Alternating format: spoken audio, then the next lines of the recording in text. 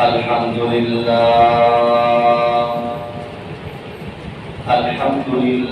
نحمده ونستعينه ونستغفره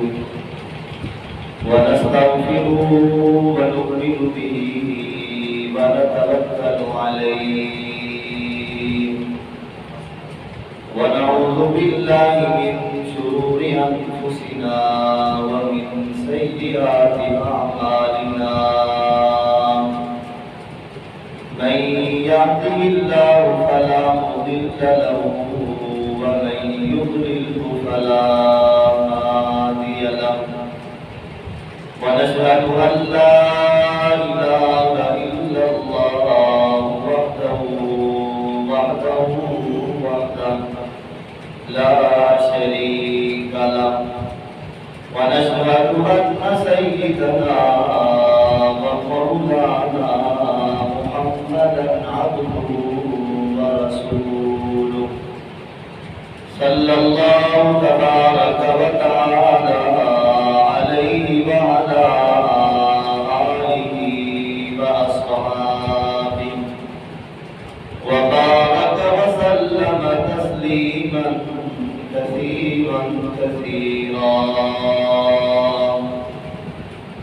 أما بعد فأعوذ بالله من الشيطان الرجيم بسم الله الرحمن الرحيم فلما بلغ معه السعي قال يا بني إني أرى في المنام أني أذبحك فانظر ماذا ترى قال يا أبت افعل ما تؤمر ستجدني إن شاء الله من الصابرين صدق الله وصدق رسوله النبي الكريم ونحن على ذلك لمن الشاهدين والشاكرين والحمد لله رب العالمين بزرگان محترم،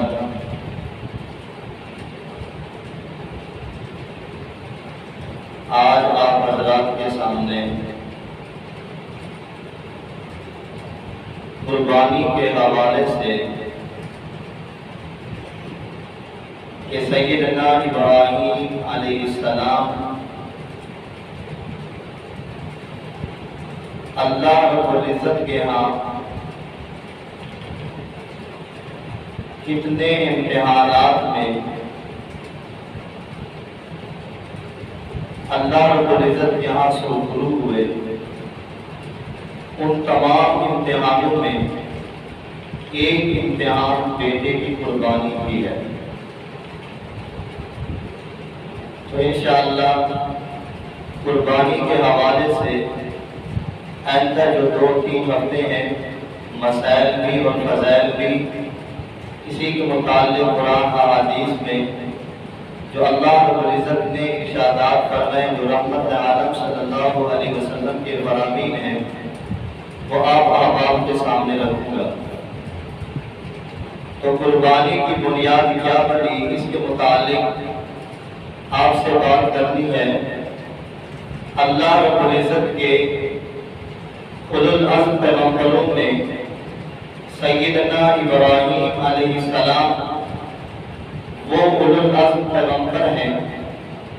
رب تعالیٰ نے ان سے بہت زیادہ امتحانات دیے، ان امتحانات میں پورے اترے، فقط اتمہم، ہر امتحانات میں کامیاب ہو گئے۔ ان امتحانات میں ایک امتحان آگ کا بھی آیا۔ ان امتحانات میں رب تعالیٰ نے ایک امتحان یہ بھی لیا کہ فرمایا کہ اپنی بیوی اور بیٹے کو مکہ کی سرزمین میں چھوڑ کے واپس آؤ اور بات تک نہیں کرنی۔ امتحانات کا اندازہ لگائیں۔ جو رب تعالیٰ کی ذات کے قریب ہوتا ہے، رب تعالیٰ کی طرف سے امتحانات بھی اسی قدر آتے ہیں۔ حضرت ابراہیم علیہ السلام اللہ تعالیٰ کے خلیل ہیں۔ خلیل دوست کو کہتے ہیں، دوست تو پھر ایسے نہیں ایک میرا اور تیرا دوست ہو، ایک فرمایا کہ حضرت ابراہیم علیہ السلام کی دوستی اللہ تعالیٰ سے ہو، بتاؤ کتنا بڑا فرق ہوگا۔ حضرت ابراہیم علیہ السلام نے دوستی کی اللہ تعالیٰ سے، محبت کی اللہ تعالیٰ کے نام سے، عبادات کی اللہ تعالیٰ کی ذات کی، اللہ تعالیٰ کے نام سے اتنا پیار اور محبت کیا، فرمایا کہ رب تعالیٰ نے حضرت ابراہیم کا لقب رکھ دیا کہ ابراہیم خلیل اللہ۔ جو حضرت ابراہیم کا کلمہ بھی پڑھتا ہے، فرمایا لا الہ الا اللہ ابراہیم خلیل اللہ، یہ کلمے کا جز رب تعالیٰ نے بنا دیا تاکہ آنے والی تمام امت، تمام انسانیت کو پتہ چلے کہ حضرت ابراہیم علیہ السلام نے اللہ تعالیٰ سے کس قدر دوستی لگائی۔ فرمایا ایک دن گھر میں تشریف فرما ہے، نوجوان قسم کا ایک شخص گھر کی حویلی میں نظر آتا ہے۔ حضرت ابراہیم علیہ السلام پوچھتے ہیں، سوچا کہ گھر کی حویلی کا دروازہ تو بند ہے، یہ نوجوان میرے گھر میں کیسے آیا؟ پوچھا کہ نوجوان تو کون ہے؟ اس نے بتایا کہ میں اللہ کا فرشتہ ہوں، میں آپ کے پاس یہ پیغام لے کے آیا ہوں۔ فرمایا کہ جا اے فرشتے، جا میرے بندے میرے نبی ابراہیم کو پیغام دے دے کہ اللہ تعالیٰ نے تجھے اپنا خلیل بنا لیا ہے۔ جا میرے نبی ابراہیم کو بتا دے کہ اللہ تعالیٰ نے تجھے اپنا خلیل بنا دیا، یہ خوشخبری سنانے کے لیے آیا ہوں۔ فرمایا اس خلیل کے لیے ایک امتحان یہ آیا، رات کو سوئے ہوئے ہیں، نیند میں دیکھتے ہیں کہ میں اپنے بیٹے اسماعیل جو بیٹا رفت جگر بہت پیارا اور پسندیدہ محبوب بیٹا ہے، فرمایا کہ میں اس کو ذبح کر رہا ہوں۔ ایک رات دیکھا، پھر دوسری رات دیکھا، پھر تیسری رات دیکھا۔ یہ بات آپ کے علم میں ہوگا کہ اللہ رب العزت جو اللہ کے پیغمبر اور نبی ہیں، وہ جو خواب دیکھتے ہیں وہ خواب وحی ہوا کرتا ہے، اللہ تعالیٰ کی طرف سے پیغام اور وحی ہوا کرتا ہے۔ فرمایا خواب کی تین قسمیں ہوتی ہیں، ایک خواب تو یہ ہے کہ جو انبیاء علیہ السلام کا ہو وہ وحی ہوتا ہے۔ اس کے علاوہ جو عام انسان اور امتی خواب دیکھتے ہیں وہ خواب تین قسم کے ہوتے ہیں۔ فرمایا ایک خواب وہ ہے کہ انسان دن بھر جو کام کرتا ہے، جو باتیں کرتا ہے، گفتگو کرتا ہے، لوگوں سے ملتا جلتا ہے، جو دنیا کے نقشے دیکھتا ہے، رات کو سویا وہی نقشے اس کے سامنے، وہی باتیں اسی کے سامنے، وہ خیالات اسی کے سامنے نظر آتی ہیں۔ ایک خواب وہ ہوتا ہے، فرمایا کہ انسان رات کو سوتا ہے، رات کو بہت قسم کے عجیب خواب دیکھتا ہے، کبھی ڈرونی شکل کسی چیز کی، کبھی سانپ دیکھ لیا، کبھی بچھو دیکھ لیے، کبھی شیر دیکھ لیا، کبھی ایسی چیز دیکھ لی کہ وہ اس کو کاٹ کھائے گی۔ فرمایا کہ ایک تیسرا خواب وہ ہوتا ہے، فرمایا کہ جو آدمی دیکھتا ہے رات کے پچھلے پہر میں دیکھتا ہے تو اللہ تعالیٰ کی طرف سے بہت اس طرح ایسا ہوتا ہے کہ وہ سچے ہوتے ہیں، جو اللہ کے نیک لوگ ہوتے ہیں وہ خواب یقیناً اکثر انہیں کو آتے ہیں۔ فرمایا کہ امتی کے یہ تین خواب ہوتے ہیں، ایک خواب وہ دن بھر جو آدمی کام کرتا ہے وہ رات کو نظر آتے ہیں۔ دوسرا خواب کیا ہے؟ فرمایا کہ جو آدمی رات کو سوتا ہے اور وہ خواب دیکھتا ہے ڈراؤنے قسم کے خواب دیکھتا ہے۔ اسی کے متعلق حضور رحمت عالم صلی اللہ علیہ وسلم نے فرمایا کہ پوری اپنی امت کو پیغام دے دیا، چھوٹا ہے، بچپن میں ہے، لڑکپن میں ہے، جوانی میں ہے، بڑھاپے میں ہے، مرد ہے، عورت ہے، سب کے لیے پیغام سنا دیا۔ فرمایا کہ جو بچہ ہو، جو جوان ہو، بوڑھا ہو، سب کے لیے پیغام یہ ہے، اگر وہ رات کو سویا ہو اور رات کو وہ خواب میں کوئی ڈراؤنی چیز دیکھے، سانپ دیکھے، بچھو دیکھے، کوئی ایسی چیز دیکھے جو اس کو کاٹ کھا رہی ہے، تکالیف دے رہی ہے، وہ ڈر کے اٹھ کے بیٹھ جاتا ہے کہ میں نے فلاں چیز دیکھی ہے۔ فرمایا حضور رحمت عالم صلی اللہ علیہ وسلم نے کہ اے بندگان خدا، پریشان ہونے کی بات نہیں ہے، یہ جو خواب دیکھا ہے یہ شیطان کی طرف سے آتا ہے ڈرانا خواب۔ تیرے لیے حکم یہ ہے کہ جب تو ایسا خواب دیکھے جس میں تجھے ڈرایا جائے سانپ کے ذریعے، کسی اور چیز کے ذریعے، تو پھر اٹھ کے 3 بار لا حول ولا قوت الا باللہ پڑھ کے الٹی سیر کے 3 بار جھونک لے، پھر اس کے بعد کروٹ تبدیل کر کے سو جا، پھر یہ خواب تمہیں نہیں آئے گا اور یہ خواب سچا نہیں ہو سکتا اور تجھے تکالیف بھی نہیں دے گا۔ اس وجہ سے میں نے عرض کیا ایک خواب ہوتا ہے انبیاء علیہ السلام کا، یہ خواب نبی کا وحی ہوتا ہے، اللہ تعالیٰ کی طرف سے پیغام ہوتا ہے، اور اور اس کے علاوہ امتی کے خواب کی 3 قسمیں ہیں۔ اور جو حضرت ابراہیم علیہ السلام نے خواب دیکھا، نبی کا خواب تھا اور خواب بھی اللہ تعالیٰ کی طرف سے پیغام تھا۔ دیکھا کہ بیٹے کو ذبح کر رہا ہے، پھر بیٹے سے کہتے ہیں کہ اے بیٹا، میں نے خواب دیکھا، انی ارا فی المنام انی اذبحک فانظر ماذا تری۔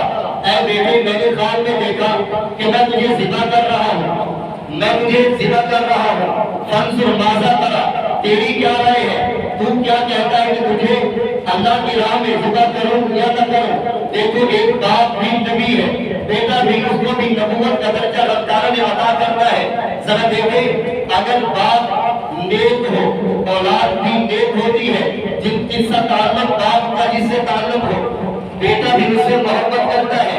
باپ کا تعلق اللہ تعالیٰ کی ذات سے، اللہ وقت اللہ اللہ کرتے، اللہ تعالیٰ سے تعلق جڑا ہوا تھا، تو بیٹے کے اندر بھی یہی صفات تھی۔ پوچھا، بیٹا کہ میں نے خواب میں دیکھا تجھے ذبح کر رہا ہوں، بیٹا تیری کیا رائے ہے؟ تو بیٹا کیا کہتا ہے؟ قال یا ابت افعل ما تؤمر، اے ابا جان، جو تجھے اللہ تعالیٰ کی طرف سے حکم ہوا ہے وہ تم کر دے۔ ذرا دیکھو، بیٹے کا جواب سنو، ہے بچپن میں رب تعالیٰ کی طرف سے پیغام باپ کی طرف سے پہنچا کہ ابا جان، جب آپ کو رب تعالیٰ کی طرف سے پیغام ہوا ہے، مجھے ذبح کرنے کا ہوا، آپ اس حکم کو پورا کر دیں۔ حضرت ابراہیم علیہ السلام فرمائے ذبح کے لیے تیاری کرتے ہیں۔ ٹھیک ہو گیا بیٹا، اب تیاری ہوئی، اب بیٹے کو لے گئے مذبح خانے میں کہ جہاں ان کو ہم ذبح کریں گے۔ فرمائے ذبح کے لیے بیٹے اسماعیل نے کہا، ابا جان، آپ میرے والد ہیں، کہیں ایسا نہ ہو کہ آپ مجھے دیکھ کے پھر آپ کے اندر شفقت فکری ظاہر ہو جائے اور آپ پھر مجھے چھوڑ دیں، اللہ کا حکم کہیں ختم نہ ہو جائے، آپ اس کو چھوڑ نہ بیٹھے، تو پھر جب آپ مجھے ذبح کرنے لگے میری پیشانی کو زمین پہ لٹا دینا، کہیں میرے چہرے پہ نظر نہ پڑ جائے، پھر آپ اللہ کے حکم کو کہیں چھوڑ نہ بیٹھے۔ فرمایا کہ حضرت ابراہیم علیہ السلام کو بیٹا اسماعیل کہہ رہا ہے کہ ابا جان، میری پیشانی کو زمین پہ رکھ دینا۔ پھر دوسری بات یہ عرض کی کہ ابا جان، مجھے انہی کپڑوں میں مجھے گھر والوں کو دکھا دینا کہ میں نے اللہ کے نام میں ذبح ہوا۔ فرمایا کہ حضرت ابراہیم علیہ السلام نے بتایا کہ ٹھیک ہو گیا۔ حضرت ابراہیم علیہ السلام چھری تیار کرتے ہیں، دھار اس کی تیار کرتے ہیں اور بیٹے کو فرمایا کہ لٹاتے ہیں، کس کے لیے؟ اللہ کے نام پہ ذبح کرنے کے لیے۔ فرمایا فلما اسلم وتلہ للجبین، جب حضرت ابراہیم علیہ السلام نے بیٹے اسماعیل کو لٹایا اور ان کی پیشانی کو زمین پہ رکھا، زمین پہ رکھا، زمین پہ رکھنے کے بعد آسمانوں کو دیکھا اور ادھر سے گردن کے اوپر چھری رکھی، گردن پہ چھری رکھی۔ چھری کس پہ رکھی؟ بیٹے کی گردن پہ، نیچے بیٹا ہے، اوپر باپ ہے، باپ چھری رکھ رہا ہے بیٹے کی گردن پہ۔ حکم کس کا ہے؟ اللہ تعالیٰ کی ذات کا۔ فرمایا کہ جب ادھر چھری رکھی بیٹے کی گردن پہ، آسمانوں پہ دیکھا کہ اے اللہ، کہ آپ مجھ سے ناراض ہو گئے ہیں، میرے اندر بیٹے اسماعیل کی محبت زیادہ ہو گئی تھی۔ نہیں نہیں، اے اللہ، آپ کے نام پہ ہزاروں ہی میرے بیٹے ہو، آپ کے نام پہ قربان۔ فرمایا چھری چلاتے ہیں، چھری چلا رہے ہیں، چھری چل نہیں رہی، زور سے چلایا، ایک بار چلایا نہیں چلی، پھر زور سے چلایا نہیں چلی، پھر زور سے چلایا نہیں چلی، پھر چھری کو اٹھا کے پھینکا۔ فرمایا کہ جیسے ہی پھینکتے ہیں تو کہتے ہیں کہ چھری تو چلتی کیوں نہیں، تجھے کیا ہو گیا؟ پھر اس چھری سے آواز آتی ہے کہ اے ابراہیم، تو کہتا ہے چل اور میرا اللہ کہتا ہے کہ نہ چل۔ ابراہیم تیری بات مانو یا رب کی بات مانو؟ رب کہتا ہے نہیں چلنا اسماعیل کی گردن پہ، اور تو کہتا ہے چل، میں تیری بات مانو یا رب کی بات مانو؟ بہرحال رب تعالیٰ کی طرف سے پھر حضرت ابراہیم علیہ السلام دوبارہ چھری کو اٹھاتے ہیں، بیٹے کی گردن پہ رکھتے ہیں بڑے زوردار طریقے سے، پھر چھری چلاتے ہیں۔ رب تعالیٰ کی حکمت، فرمایا رب تعالیٰ نے آسمان سے، جنت سے ایک دمبا بھیج دیا، حضرت ابراہیم علیہ السلام نے ذبح کر دیا۔ ان کو پتہ نہیں چلا، ان کے ذہن میں تو ایسا تھا کہ چلو اچھا ہوا، اللہ کا حکم پورا ہوا اور میں نے اپنے بیٹے پہ چھری چلا دی، اب خون بہنے لگا۔ اب جیسے ہی وہ چھری چلی خون بہنے لگا، اب ادھر سے دیکھا کہ ادھر بیٹا اسماعیل کھڑا ہے اور نیچے ایک دمبا ذبح ہوا پڑا ہے۔ رب تعالیٰ کی قدرت دیکھیں، یہاں ایک بات کی اسماعیل علیہ السلام اللہ کے نبی، اللہ کے رسول، اللہ کے برگزیدہ آدمی، اب ان کے عوض میں دمبا کہاں سے آیا؟ جنت سے آیا۔ دمبا ان کے لیے کہاں سے آیا؟ جنت سے آیا۔ فرمایا مفسرین کرام نے میرے اور آپ کی جو قربانی ہم اپنے عوض کرتے ہیں دنیا میں، ہم ایک دمبا لیتے ہیں، گائے لیتے ہیں، قربانی لیتے ہیں، اللہ کے نام پہ قربان کر دیتے ہیں۔ حضرت اسماعیل ان کے لیے جنت سے دمبا کیوں آیا؟ دنیا میں بھی تو آ سکتا تھا، زمین سے بھی تو آ سکتا تھا، جنت سے کیوں بلایا؟ فرمایا رب تعالیٰ کی قدرت، کیونکہ انبیاء علیہ السلام کا جو خمیر جس مٹی سے تیار ہوتا ہے وہ جنت کی مٹی ہوتی ہے، پھر جب جنت کی مٹی ہے پھر ان کے لیے دمبا بھی اللہ تعالیٰ نے جنت سے بھیجا۔ جب وہ مٹی اور خمیر، جس خمیر سے بنا مٹی سے ان انبیاء علیہ السلام کا جسم، فرمایا کہ پھر اس کے اللہ تعالیٰ کی طرف سے ان نبی کے شان میں بھی جنت کا دمبا تھا۔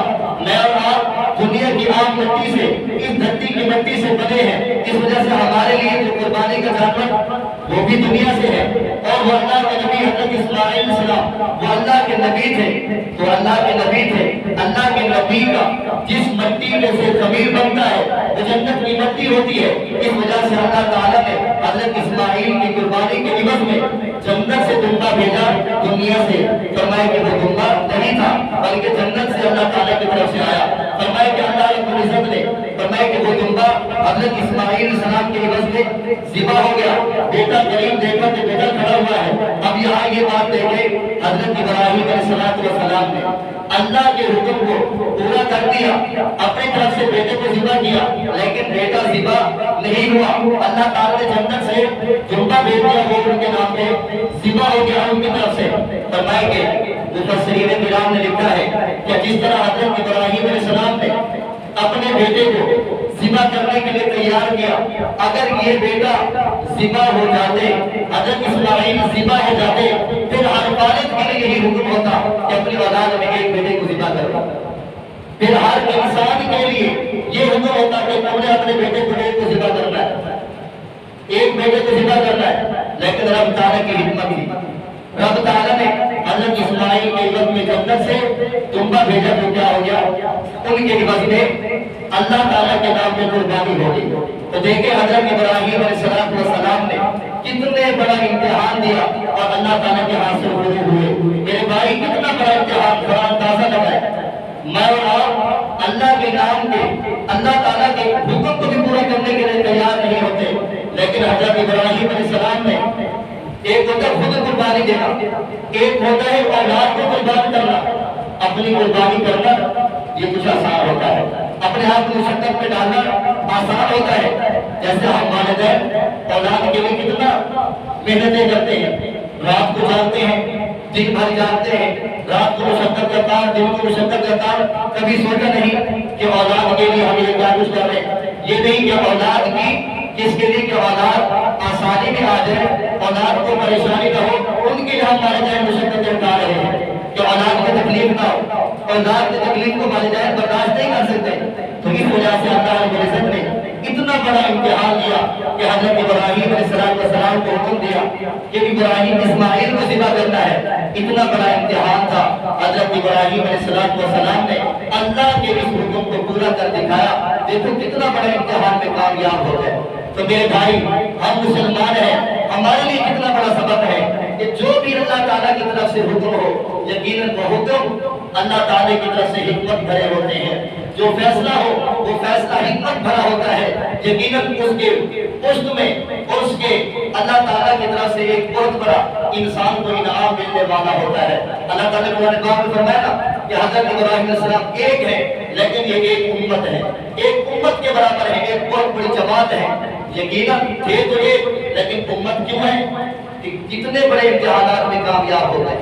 اس وجہ سے میرے بھائی حضرت ابراہیم علیہ السلام ہم نے اس واقعے میں ایک اندازہ یہ لگانا ہے، اس سے ایک مسئلہ اخذ یہ کرنا ہے ہاں کہ اللہ رب العزت نے حضرت ابراہیم علیہ السلام سے کتنا بڑا امتحان دیا۔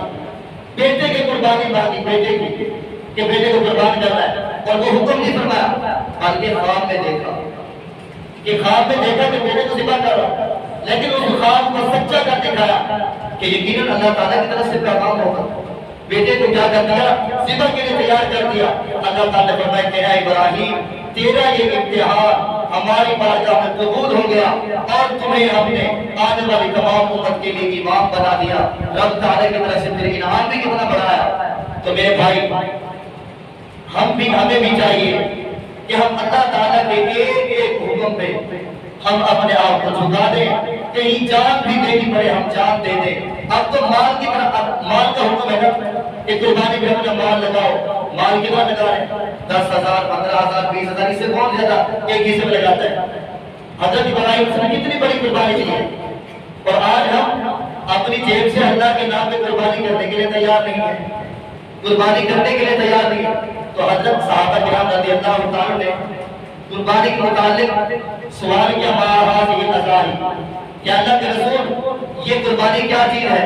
تو اللہ کے نبی حضور رحمت عالم صلی اللہ علیہ وسلم نے فرمایا سنت ابیکم ابراہیم، وہ تمہارے باپ ابراہیم علیہ السلام کی سنت ہے، وہ حضرت ابراہیم کی سنت ہے۔ پھر حضور علیہ السلام نے اس عمل کو جاری کیا، پھر حضور کی بھی سنت ہوئی، حضور کی بھی سنت، حضرت ابراہیم علیہ السلام کی سنت، اور اللہ تعالیٰ کی طرف سے پیغام بھی فرمایا کہ جو صاحب استطاعت ہو ان کو چاہیے کہ وہ قربانی کریں۔ اور قرآن پاک میں اللہ نے فرمایا فصل لربک وانحر، کہ تم اپنے رب کے نام کے اپنے رب کے لیے نماز پڑھو، وانحر اور قربانی کرو۔ اللہ کو مفسرین کرام نے لکھا ہے اس سے مراد کیا ہے؟ نمبر 1 عید کی نماز ہے، اور دوسرا وانحر اس سے مراد قربانی ہے۔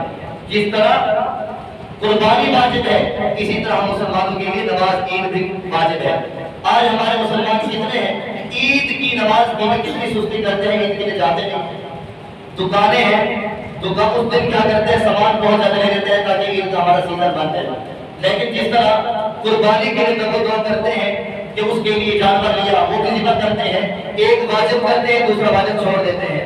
نہیں میرے بھائی، جس طرح ہمارے اوپر یہ قربانی ضروری ہے اس طرح ہمیں عید کی نماز پڑھنا بھی ضروری ہے۔ فرمایا حدیث قدسی ہے اللہ رب العزت عید والے دن جو عید پڑھنے کے لیے عید گاہ میں آتے ہیں، اللہ تعالیٰ کی طرف سے اعلان ہوتا ہے وَبِعِزَّتِي وَبِجَلَالِي وَبِمَرْتَبَتِي قَدْ غَفَرْتُ لَكُمْ، کہ اے میرے بندو مجھے میری عزت کی قسم، مجھے میرے جلال کی قسم، مجھے میرے علو مرتبہ کی قسم، قَدْ غَفَرْتُ لَكُمْ، تحقیق آج کے دن میں نے تمہارے سارے گناہ معاف کر دیے۔ کتنی بڑی خوش نصیبی ہے۔ اس وجہ سے میرے بھائی آنے والے جو قربانی کے لمحات ہیں، جو عید کے لمحات ہیں، ہم ان کو کم نہ سمجھیں، ان کو عام نہ سمجھیں۔ یقیناً یہ لمحات یہ بہت اہم ہے۔